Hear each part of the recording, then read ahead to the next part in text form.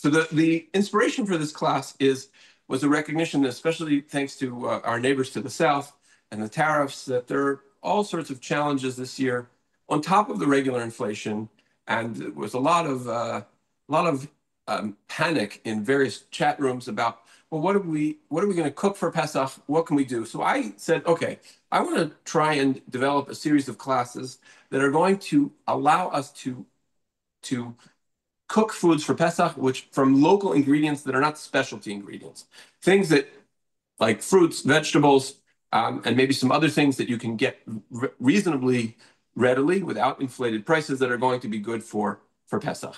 I also just want to thank Jeff Nayrod for sponsoring this series. And I want to thank my daughter, Leora, who has helped me do this. There's obviously a lot of demands on rabbis at this time of year. And basically, to be able to do this, I did this with her help. So I needed a little support.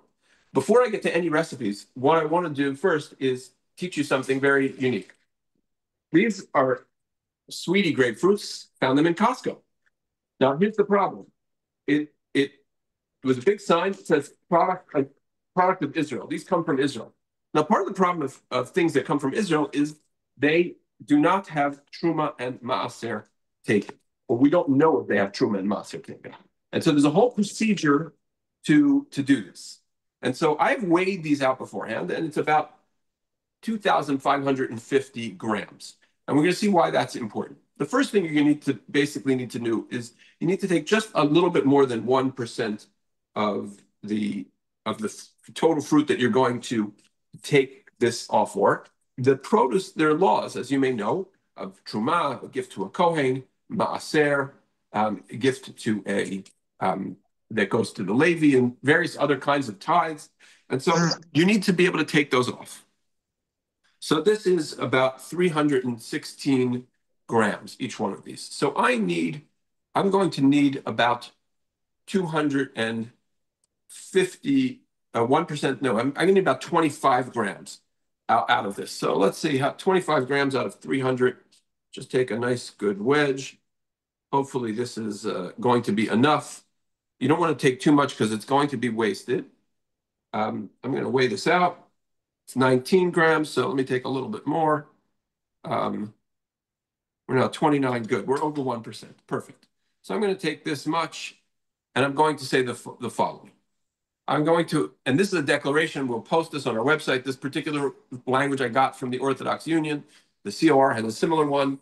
It's a little bit complicated. You'll see as I go through recitation. The other thing you're going to need in this process is a coin of the country. It's got to be a Canadian dime. You'll appreciate the fact that the US dime will not work.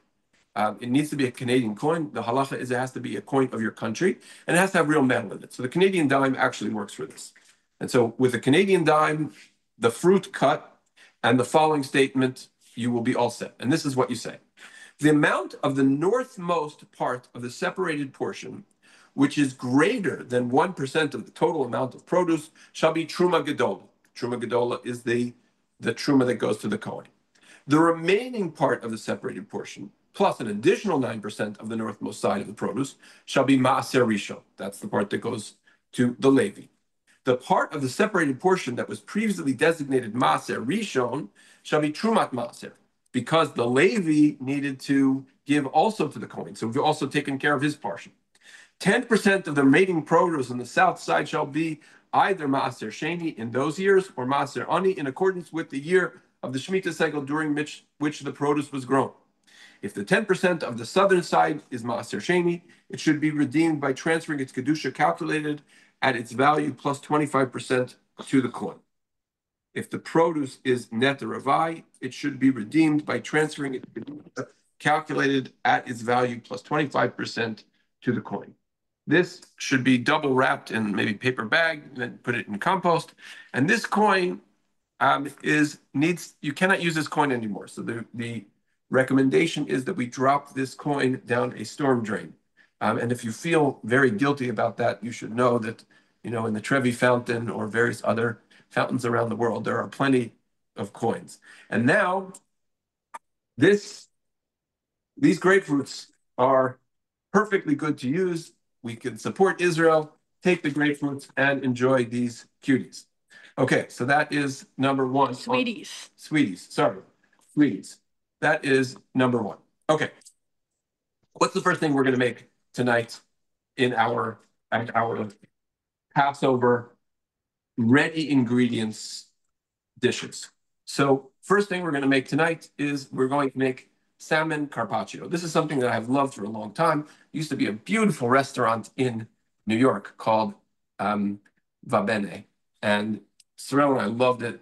I actually I once went there with Rabbi Abramchik and Rabbi Davidowitz. If you remember them from their days at PTI, we went there and we ate together. The first time I had met the two of them. And it's a beautiful restaurant. And in the restaurant, they used to serve a delicious tuna carpaccio. So this is going to be sort of a version of the same. So you start with what I've chosen for this is steelhead trout. This particular steelhead was bought at Costco. And the reason that steelhead is particularly good for this is steelhead is farmed, which means you don't have to worry about parasites. And if you go to Seven Seas, they will tell you that if you want to get sashimi grade, should buy steelhead. So the first thing I'm going to do is I'm going to try and slice this. My knife work is not perfect. You can see that you are slicing perpendicular to the grain lines of the fish. You're just trying to take thin little slices. We'll make them even thinner in a few minutes. We'll just show you how that's done. I sharpened this knife, by the way, on my whetstone beforehand, just before. It really helps to do this so you get good even without tearing the flesh is part of what you're trying to do. And now fish, by the way, how do you know a fish is kosher? So the answer is the way that you're going to know a fish is kosher is if it has scales on it. So you'll notice that in the supermarket, very often Atlantic salmon comes with the skin taken off. And that's going to be a problem. And you cannot assume that Atlantic salmon is kosher. Once upon a time, they used to say that the color of salmon fish was a sign of its kashrut. However, that is no longer considered to be a standard that people can use because essentially they feed the fish dye pellets to develop this color.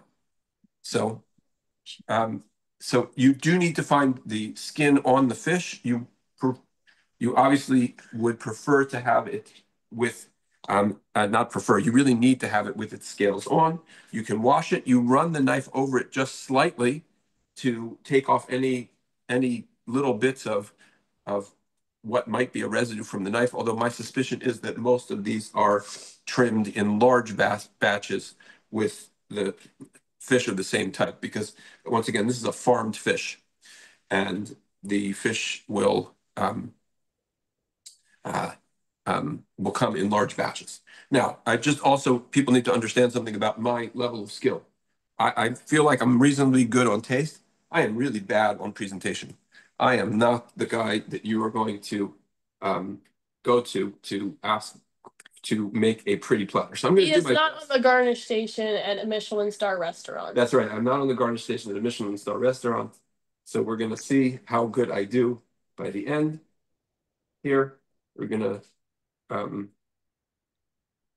try and make this pretty, but there are no guarantees that I will succeed. So I need you not to judge this. I know you can't taste it. So that is one of the limits of this. I need to talk while my director is telling me I'm talking too much, but I just need to. Oh, she thinks it's enough slices. Okay, there we go. So I'm just gonna put the slices down, and then comes the next part. You take a piece of wax paper and you spread it over your fish. Make a little room. This happens to be a rubber mallet with cellophane around it. And you want to be gentle. You'll see that the fish moves around a bit and it spreads out. And the goal is really to try and get to sort of almost a single monolayer of fish.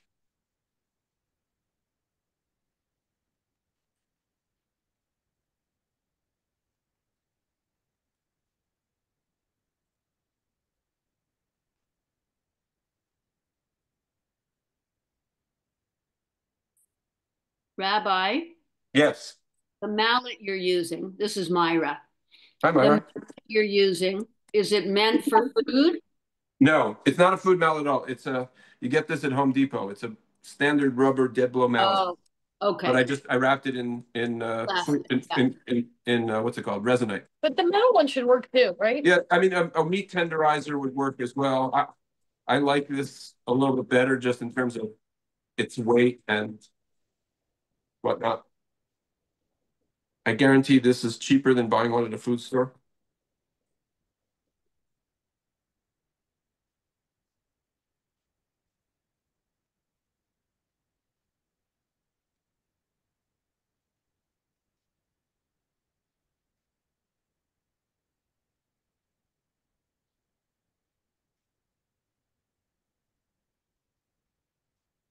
Rabbi, Okay. are you going to sing something in Italian, maybe? Uh, no, that would beyond the limit of No, my daughter's now singing. Okay, now now we have a reasonably thin sheet of salmon, and what you're essentially doing to cure this is you need some kind of acid. For Pesach, we're basically working with lime juice and lemon juice. That's that's our basic. That's our basic. Now, the easiest way to get that, of course, kosher lepesach, is your good old fashioned limes and lemons. You don't need any hechsher on them. By the way, I believe I have to double check this year, but usually real lemon or real lime is certified kosher lepesach. And so, what we're going to do is we're going to combine very basic ingredients. And just another word about another basic ingredient: olive oil, extra virgin, 100% extra virgin olive oil does not need special Passover certification. This one, which is available in Costco, is, by the way, Star KP, right? So that's already certified kosher lepesach, which is a very good and economical one to use. So basically, what we're doing here is we're taking a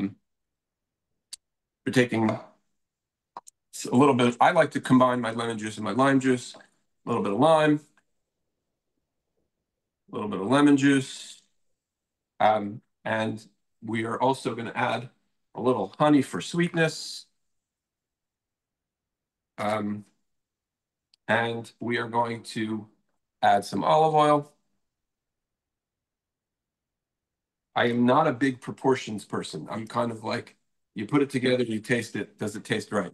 You're also going to want to add a little bit of salt in there. And you can add a whole bunch of other things. Red pepper flakes was something that I had trouble getting, but you don't need to get red pepper flakes. You can use these Thai chilies. They're a little bit powerful. You just cut them small. If you want less heat, use less pepper. It's pretty easy to do. Again, all of this is, everything is pretty much easy and ready for Pesach.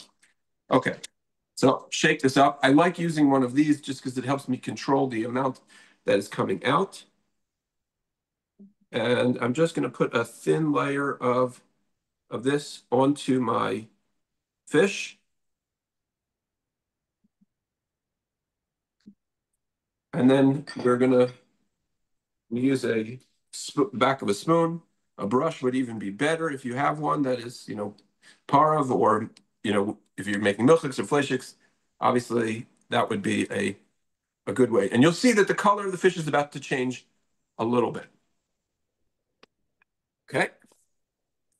And here, this is just some thyme from my garden, which is like a nice thing to put on top. This thyme is like really super fresh because the spring has just begun on the thyme.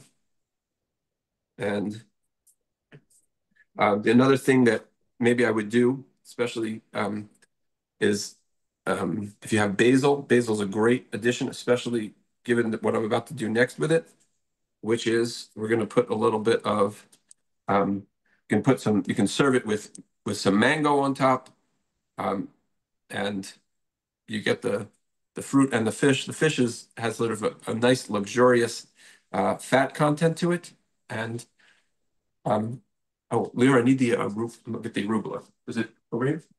I think it's in the other fridge, the Pesach fridge. Okay. Take a moment to take in the Michelin star style garnish.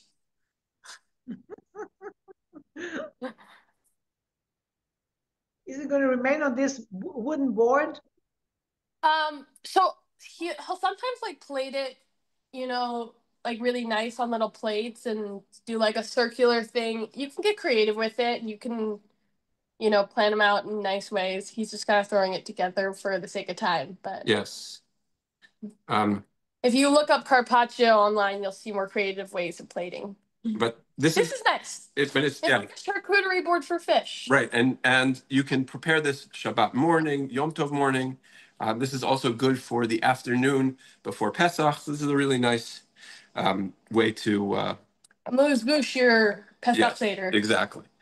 So what we're hoping that comes out the rest of the week, we have a lot of other recipes coming out, things that some we're going to have just a little bit of matzah in them, but most of them are things that will be derived from, just like this, from ingredients that are not specialty Pesach ingredients. In other words, there's not a special markup on them. And so hopefully people will enjoy this, and this will enhance people's Pesach. And there will also be some shorter Instagram sort of sized versions of these that are coming out. Okay, so we're now going to move from the appetizer round all the way to the dessert round. And that's going to, my daughter is loves meringues, and so I'm going to sort of turn it over to her because she's going to talk about the meringues. Okay. Okay. So meringues are very, very easy. It's like a poor man's cookie. So all you're gonna need is we're doing pecan brown sugar meringues. They've been addictive to me since childhood and are still a big staple for us in our Pesach desserts. So all you need for this is 1 cup of brown sugar, 3 egg whites, and some pecans, and then your basic baking equipment. So we'll start with the egg whites, and you'll put that into a stand mixer with a whisk. Now, what if you don't have a stand mixer for Pesach? What do you? Any metal whisk will work. If you want to do it by hand with a fork, you can. It's just going to take more time. I just want to make one Pesach comment. You cannot make a stand mixer kosher for Pesach because, as you can see from this much loved stand mixer, right? There's flour that gets in it up in the motor. There's just one cannot make these kosher for Passover, but you can relatively cheap at Superstore. You can get one of those ones that handheld ones, and you can also it's a very good workout for your shoulders and arms if you do it with the hand whisk. So okay, here goes. Okay. We have a little noise right now. You're going to want to whisk this until the egg white forms 50. Any bakers will understand exactly what that means.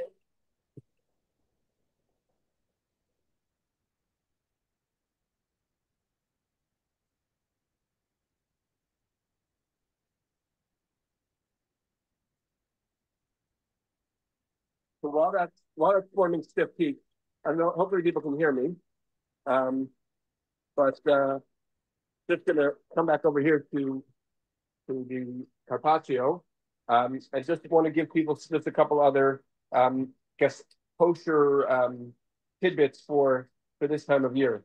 One of them is that one of the ingredients that Leo is using, Rogers sugar. Rogers sugar is kosher for Passover, with the exception of convectioner sugar. You cannot use convectioner sugar on Passover because it's got, in order to keep it from clumping, they put in cornstarch or other kinds of things, maybe even a little bit of flour. I can't say. I can only tell you that it is not kosher for Passover. All right, let's take a quick look at our. Now that we have 50. Okay, maybe turn it off so you can turn it all the way off. Okay, we're seeing, you see, I don't know if you can see the stiff peaks, but hopefully, and in goes the brown sugar. And so I'll add this gradually so that it can evenly mix.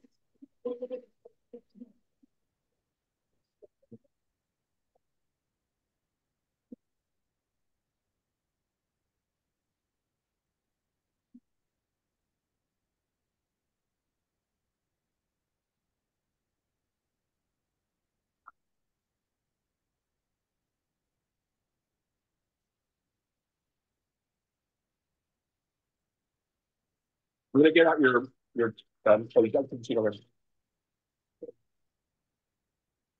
Okay. Once everything is combined and it looks like a silky, fluffy cloud like this, and you'll be able to tell because you have this little ball that's formed at the top of your whisk that holds like that. Okay, we'll set aside the whisk. And now what you want to do is take a plastic bag and a spatula. And if you don't have an assistant, the best way I find to do this is by trying to latch the sides of the Ziploc to a bowl so that you have a clear opening to place your batter in.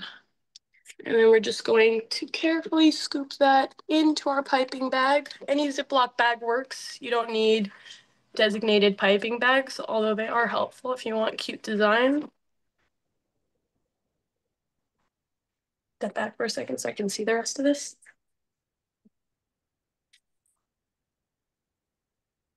Just a note about eggs on Pesach, as she's piping. Eggs on Pesach, the custom is to buy eggs before Pesach. There's a very technical reason for this. Let me take a step back in terms of the technical reason. It is well known that if a drop of milk falls into your chicken soup, that if that drop of milk was less than 1/60th of the chicken soup volume, then your chicken soup is still kosher. And But they'll be steam, yeah. Okay. but what happens if we are with Pesach? Well, that rule works in the week before Pesach. That rule works on the Erev Pesach up until about 11 o'clock or so. But once you actually hit Pesach itself, you cannot use that. Even 1 to 1,000 is not nullified. And so if we're concerned that because chickens are fed with all sorts of grain product and the washing of the eggs, and there might be some chametz in the washing of the eggs. So what do we need to do? We need to make sure that we can employ the laws of nullification. Those laws of nullification need to take place before Pesach. And so the tradition is to buy all of your eggs before Pesach. Okay, so to pipe the meringues, we just place the piping bag against the parchment paper here. And just a quick note, before you start all of this, you're going to want to preset your oven to 270 degrees.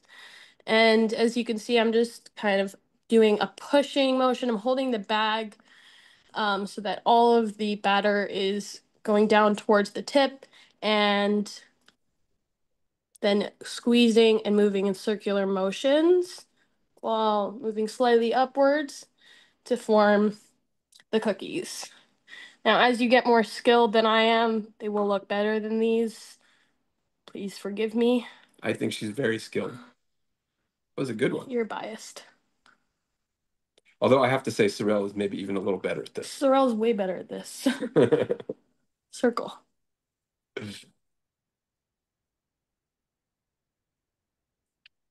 Okay. And so now that we formed our cookies, we're just going to take our pecans, place them on top like so.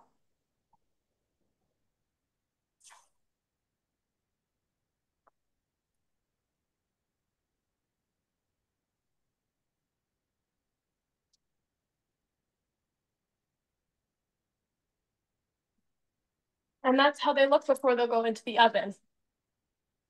When we're ready, we'll put them in 170 degrees for 1 hour. Once they're done, they should look like this. I just want to say I've always wanted to do that.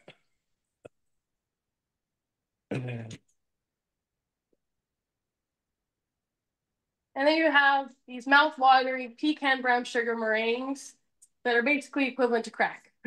Okay, so Leora loves them. She calls them, they are her addiction in the world. I just want to thank everyone for joining today. And Leora, but thank you all for joining. And I want you to look out for the next installments. And as part of this series, we haven't yet selected the date, but hopefully we will soon. I think in the maybe the second week of May, we're going to find a day. Those of you who were in shul and were able to get my mishloach manot, the baguettes. So Jeff has generously sponsored this, and we're going to have a baguette making workshop. And maybe more important than the baguette making workshop, we're going to be able to eat the baguettes and enjoy them. And so I invite you all to that. Keep your eyes posted for the recipes, which will come out both in a print format, a short form video, and they will be in the various Shari Tzedek communications and on the website. And I wish everybody a Chag Kasher V'Sameach.